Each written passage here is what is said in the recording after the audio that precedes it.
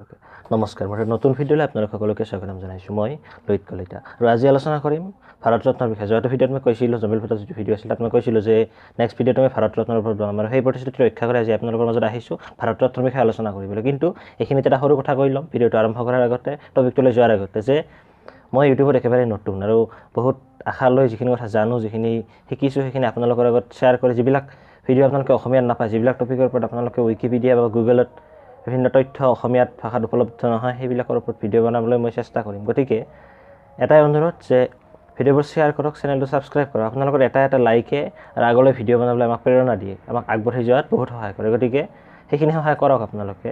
বিনম্ৰ অনুৰোধ আপোনালোকলৈ মোৰ যে চেনেলটো ছাবস্ক্ৰাইব কৰক, শ্বেয়াৰ কৰক। মাত্ৰ 24 ঘণ্টা আপোনালোকৰ ষ্টেটাছত, হোৱাটছএপৰ ষ্টেটাছত মোৰ ভিডিঅ'টো থাকিব দিয়কচোন, বহুত সুখী হ'ম মই। কাৰণ চাওক, যিবিলাক টপিকৰ ওপৰত আপোনালোকে অসমীয়াত ভিডিঅ' নাপায়, সেইবিলাক টপিক মই লৈ আহিছোঁ আপোনালোকক বস্তুবিলাক অসমীয়াত দিয়াৰ কাৰণে। কাৰণ বহুতেই হয়তো উইকিপিডিয়া বা গুগলত চাৰ্চ কৰি অসমীয়াত নাপায় বস্তুবিলাক। চ' ইউটিউবৰ মাধ্যমেদি যদি দিব পাৰোঁ তো ভাল লাগিব। গতিকে এটাই অনুৰোধ, চেনেলটো ছাবস্ক্ৰাইব কৰক, ভিডিঅ'বিলাক চাওক, আপোনালোকে শ্বেয়াৰ কৰক আৰু লাইক কৰক। আপোনালোকৰ লাইকবিলাকে এটা লাইকে আমাক বহুত সাহস দিয়ে নতুন ভিডিঅ' বনাই যাবলৈ। ধন্যবাদ।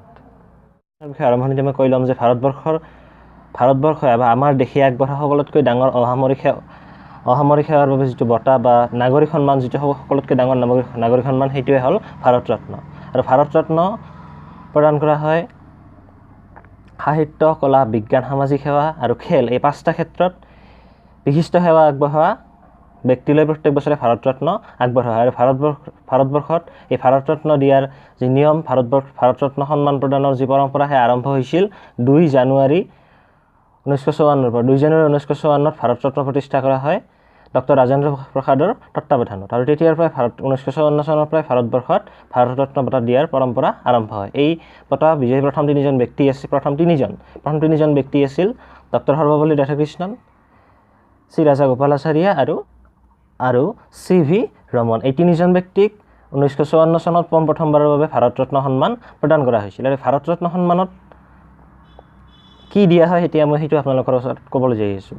তেন্তে আহক আমি জানো যে ভাৰত ৰত্ন সন্মানত বাৰু কি দিয়া হয়। ভাৰত ৰত্ন সন্মানত প্ৰদান কৰা হয় এখন আহঁতৰ পাতত এটা অশোক স্তম্ভ খোদিত আৰু তলত ভাৰত ৰত্ন বুলি লিখা এটা মেডেল, এটা সন্মান প্ৰদান কৰা হয়, এটা বঁটা প্ৰদান কৰা হয়। সেই বঁটাটোৰ ফটো আপোনালোকে ভিডিঅ'টোত দেখা পাইছে, লেয়াৰ হিচাপত আপোনালোকে আহি গৈছে ভিডিঅ'টোত, নিশ্চয় দেখা পাইছে আপোনালোকে যে চাই লওক কেনেকৈ এখন আহঁতৰ পাতত কিছুমান ভাৰত ৰত্ন বুলি লিখা আছে তামেৰে, তাৰপিছত তাৰ ওপৰত প্লেটিনামেৰে খোদিত কৰা আছে এটা অশোক স্তম্ভ, আৰু তাৰ পিছপিনে খোদিত কৰা থাকে এটা অশোক স্তম্ভ, আৰু আগপিনে খোদিত কৰা থাকে এটা সূৰ্য। আমি জানো ভাৰত ৰত্ন সন্মান প্ৰদানৰ কিছুমান নিয়মাৱলী। ভাৰত ৰত্ন সন্মান প্ৰদানৰ কিছুমান প্ৰধান নিয়মাৱলী হ'ল যে এবছৰত ভাৰত ৰত্ন সন্মান 3জনতকৈ বেছি ব্যক্তিক দিয়া নহয়। অৰ্থাৎ এবছৰত মাত্ৰ 3জন ব্যক্তিকহে ভাৰত ৰত্ন সন্মান দিয়া হয়। আৰু ভাৰত ৰত্ন সন্মানৰ আন এটা নিয়ম হ'ল যে ভাৰত ৰত্ন সন্মান জীৱিত বা মৃত যিকোনো ব্যক্তিকে দিয়া হয়। বিশিষ্ট সেৱা আগবঢ়া কোনো ব্যক্তি যদি মৃত্যু হৈ যায়, মৃত্যুৰ পিছতো তেওঁক মৰণোত্তৰভাৱে তেনে ব্যক্তিক ভাৰত ৰত্ন সন্মান প্ৰদান কৰাৰ নিয়ম আছে।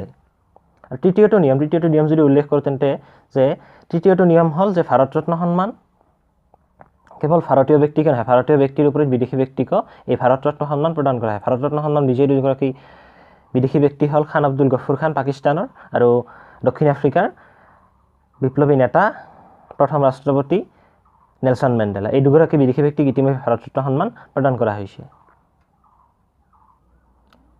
আৰু শেহতীয়াকৈ অসমৰ বাবে এটা ভাল খবৰ যে অসমৰ সুধাকণ্ঠ ডক্টৰ ভূপেন হাজৰিকা, যিগৰাকী কালজয়ী গায়ক আছিল, তেওঁক শেহতীয়াকৈ যোৱা বছৰ ভাৰত ৰত্ন সন্মানেৰে বিভূষিত কৰা হৈছে। তাক লৈ বহুতো বিতৰ্ক হৈছিল, কিন্তু যিমানেই বিতৰ্ক নাথাকক কিয়, যে সেইটো কথা সঁচা যে অসমৰ বাবে তেওঁ এটা গৌৰৱ। অসমৰ এজন কালজয়ী শিল্পী, আৰু সেই শিল্পীজনক ভাৰত ৰত্ন সন্মান প্ৰদান কৰাৰ বাবে নিশ্চয় প্ৰত্যেকগৰাকী অসমীয়া আমি গৌৰৱান্বিত। ভিডিঅ'টো যদি ভাল লাগিল তেনে চেনেলটো ছাবস্ক্ৰাইব কৰক, ভিডিঅ'টো লাইক কৰক, শ্বেয়াৰ কৰক আৰু কমেণ্ট কৰক। আপোনালোকৰ সহায়, আপোনালোকৰ লাইক, আপোনালোকৰ ছাবস্ক্ৰাইব, আপোনালোকৰ শ্বেয়াৰে মোৰ চেনেলটো আগুৱাই যোৱাত যথেষ্ট সহায় কৰিব। ধন্যবাদ।